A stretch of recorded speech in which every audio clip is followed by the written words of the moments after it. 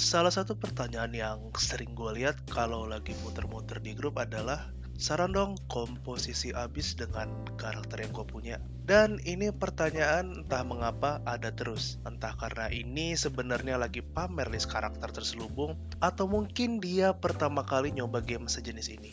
Dengan berasumsi bahwa kalian benar-benar nanya soal bikin komposisi tim dan bukan lagi flexing karakter, gue mau berbagi tips atau berbagi isi pikiran gue soal gimana cara bikin tim untuk Spiral Abyss. Dan gue bukan mau video ini hanya untuk kayak pas Spiral Abyss 2.7 aja, tapi juga untuk Spiral Abyss ke depannya. Jadi setiap kali ada perubahan dari line up musuh, lu bisa langsung memulai proses analisa untuk menentukan tim Kom Abyss kali ini. Gue Kilafologi dan selamat datang di serial Spiral Abyss. Sebelumnya gue mau memberikan dua pernyataan. Pertama, Spiral Abyss itu kita anggap sebagai endgame content Genshin Impact, alias konten yang sebenarnya untuk pemain yang sudah lama main. Lo nggak perlu buru-buru ngejar Spiral Abyss full star, dan nggak perlu panas kalau lihat orang-orang pamer hasil Spiral Abyss-nya. Karena untuk membangun kesulitan tim Spiral Abyss itu benar-benar perlu waktu. Sebagai gambaran, gue yang seorang Dolphin mungkin perlu sekitar setengah tahun sampai dapet tim yang pas. Kedua, ini adalah opini pribadi gue. Sesolid-solidnya poin yang gue bikin harus diperhatikan bahwa kemudahan gue dalam bertim Komria dan masuk Spiral Abyss juga dipengaruhi dari hasil perlumba-lumbaan gue. Biar demikian, bukan berarti konsep ini nggak bisa dipakai sepenuhnya kalau kalian F2P, karena kalau kita lihat sama-sama banyak juga ya dengan tim kom yang tepat dan kecenderungan F2P-nya, mereka bisa menyelesaikan Spiral Abyss full star. Gua akan berusaha sebaik mungkin pada video ini untuk menekankan mindset dan pola pikir penyusunan tim kom. Maka tanpa berlama-lama lagi, mari kita masuk ke poin-poinnya. Yang pertama adalah perlu atau tidaknya crowd controller.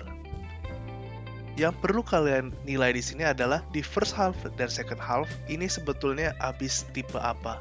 Apakah ini tipe yang multiple enemy atau musuhnya ada banyak, ataukah ini sebenarnya lebih kayak boss battle atau istilahnya by one, walaupun party kita berempat sih. Poin ini akan menentukan apakah kalian butuh banget sama yang namanya crowd controller atau enggak.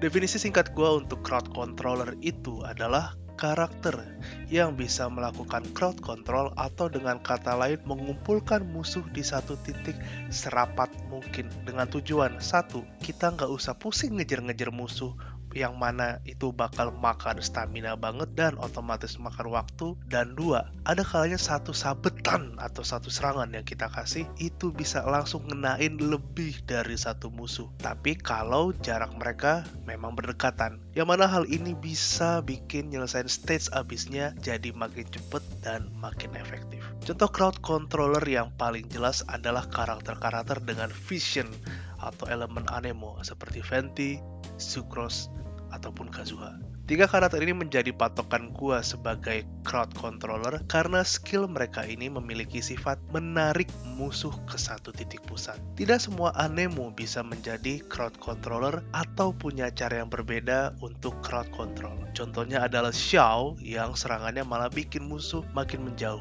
atau Jin yang cara mengumpulkan musuhnya lebih dominan ke sifat mendorong daripada menarik.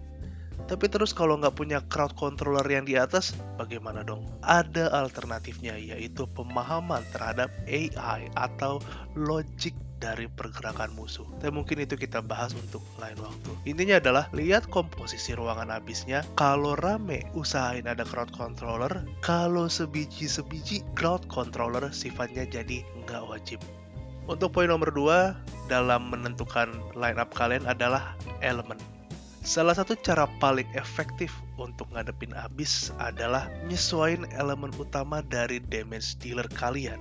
Kalau misalnya elemen kalian itu sama kayak elemen musuh kalian, rata-rata kecuali Refound, damage yang kalian kasih bakal jauh berkurang. Bahkan sama sekali nggak kerasa alias musuhnya immune. Paling sering itu slime. Idealnya sih elemen utama yang kalian pakai berkebalikan total dari musuh. Misalnya kayak kalau ngelawan Pyro pakai Hydro biar cepet padam, lawan Cryo pakai Pyro biar cepet meleleh, ataupun ngelawan Hydro pakai Cryo biar musuhnya beku terus. Cuman seringkali karakter yang kita punya tidak mencukupi kebutuhan itu. Ini gue bicara dari pengalaman pribadi karena di awal 2 DPS utama gue itu Cryo, yaitu Ganyu dan Ayaka.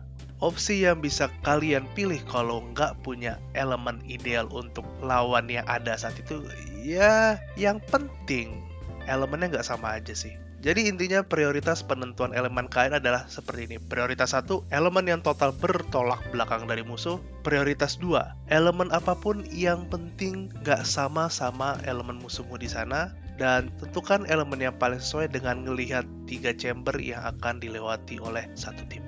Hal berikutnya yang bisa memaksimalkan pembentukan tim kalian adalah penentuan dari damage dealer.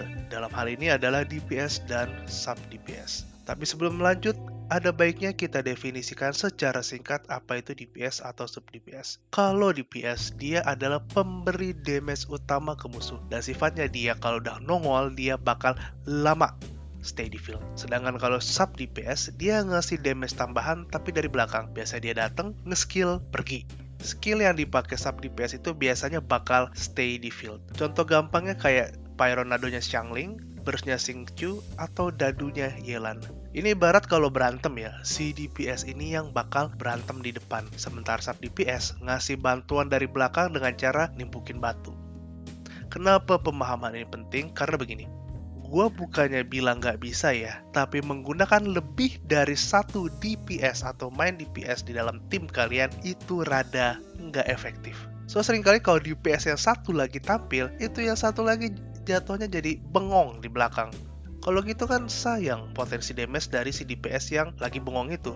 Yang masuk DPS tuh kayak macam Ganyu, Ayaka, Xiao, atau Hutao. Ada sih beberapa kasus khusus di mana sub DPS bisa jadi DPS. Misalnya kayak bersupport Ganyu, dari DPS jadi sub DPS, atau Raiden C2 yang awalnya lebih ke support atau sub DPS menjadi DPS. Nah singkat cerita begini, biar damage kalian optimal dalam pembentukan tim, pilih 1 DPS, terus untuk sub DPS mau lebih dari 1 pun nggak masalah. Contoh paling ngetren belakangan ini adalah, atau mungkin dari awal Genshin kalian, adalah tim nasional dan variasinya.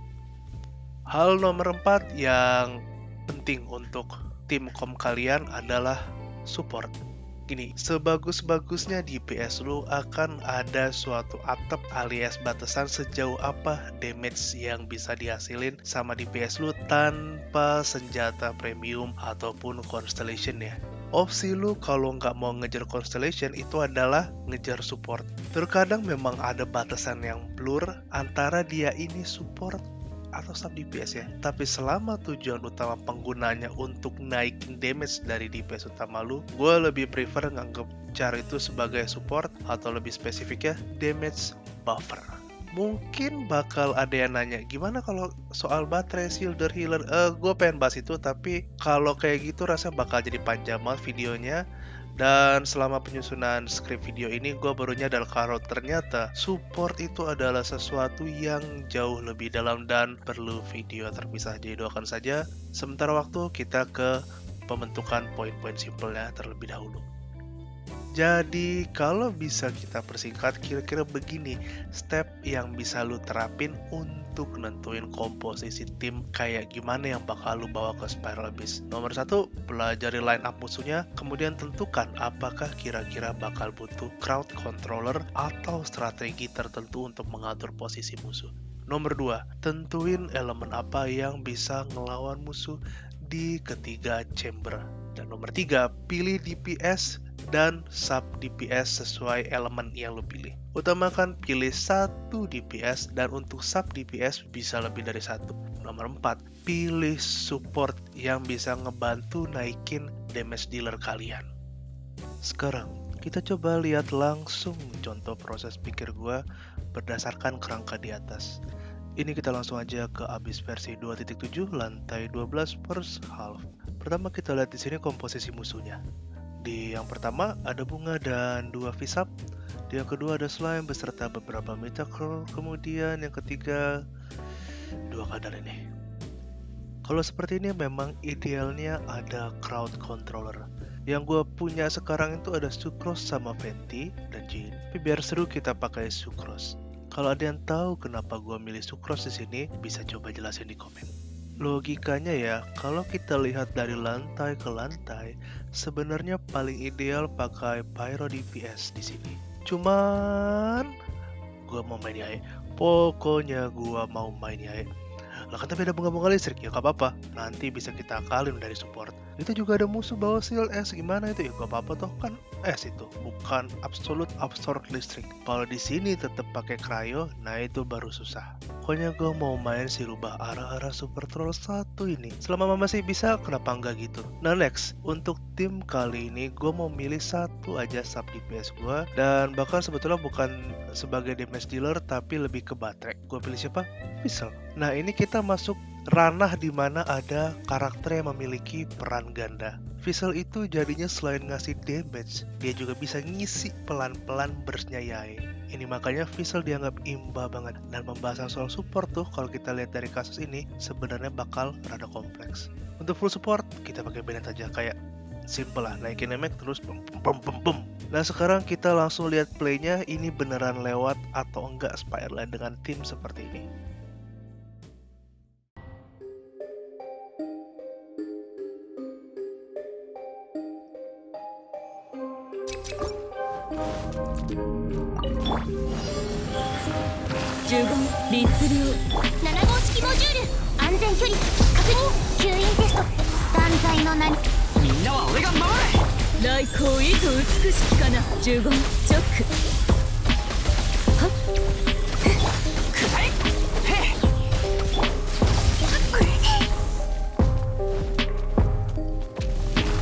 6308式ユニット15や影のカラスが優位全力攻撃だ無双の風シミュレーター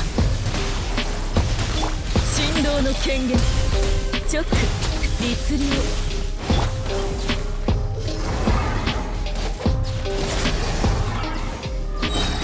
安全距離確認10点律流チョック6308式ユニット姿を見せよ安全距離確認7号式モジュール夜の剣みんなは俺が守れ律流有限なるライト15律流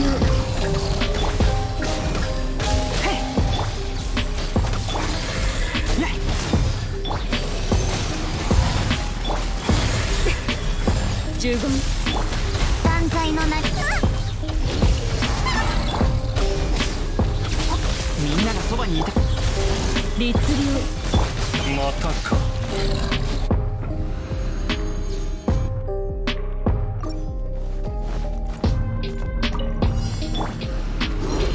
律流チョック6308式断罪の名燃えろ超拡散形態安全距離確認夜の源源みんなは俺が守れ有限なるライト律流チョックや律流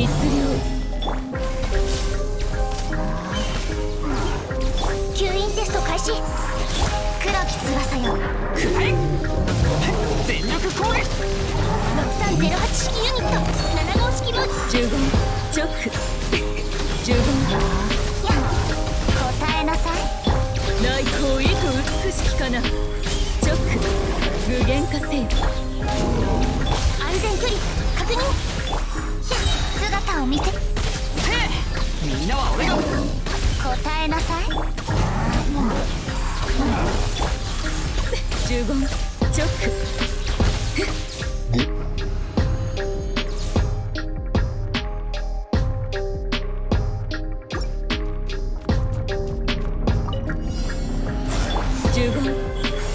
律流超拡散形態吸引テスト開始6308断罪の名みんながそばにいてくれれば15有限なるライトチョック律流チョック夜の源源